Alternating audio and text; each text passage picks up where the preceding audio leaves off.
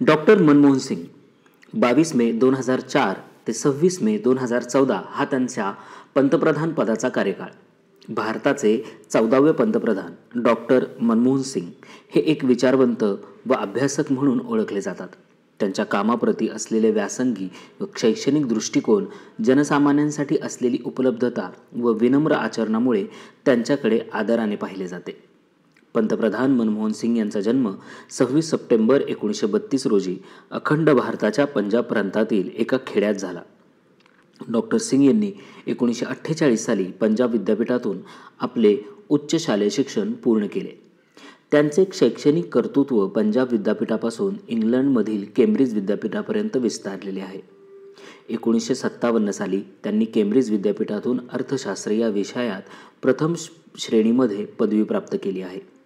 त्यानंतर 1962 साली डॉक्टर सिंग यांनी ऑक्सफर्ड विद्यापीठाच्या निफिल विद्यालयातून अर्थशास्त्र या विषयात डी.फिल संपादन केले. त्यांचे India's export trends and prospects for self sustains growth हे पुस्तक भारताच्या अंतस्थ व्यापारी धोरणाची समीक्षा करणारे आहे.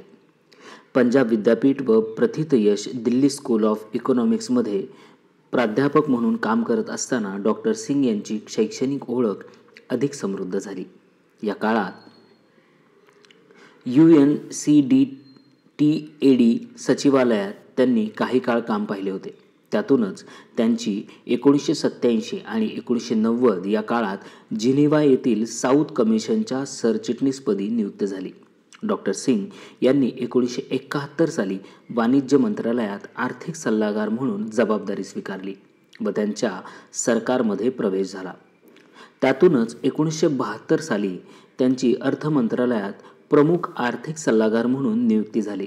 डॉक्टर सिंग यांनी अर्थ मंत्रालयात भूषवलेल्या अनेक महत्त्वाच्या पदांमध्ये अर्थ मंत्रालयाचे सचिवपद, नियोजन आयोगाचे उपाध्यक्षपद, रिझर्व्ह बँकेचे गव्हर्नरपद, पंतप्रधानांचे प्रमुख आर्थिक सल्लागार व विद्यापीठ अनुदान आयोगाचे अध्यक्षपद आदी पदांचा समावेश होतो. स्वतंत्र भारताच्या आर्थिक इतिहासातील मौलाचा दगड मानल्या जाणाऱ्या 1991 ते 1996 या 5 वर्षांच्या काळात डॉक्टर सिंग यांनी भारताचे अर्थमंत्रीपद भूषवले. भारताच्या आर्थिक सुधारणा अंमलात आणण्यासाठी आवश्यक असलेले सर्वंकष धोरण तयार करण्यात सिंग यांची भूमिका जगभरात नावाजली जाते. हा काळ डॉक्टर सिंग यांच्या नावाशी घट्ट जोडला गेला आहे.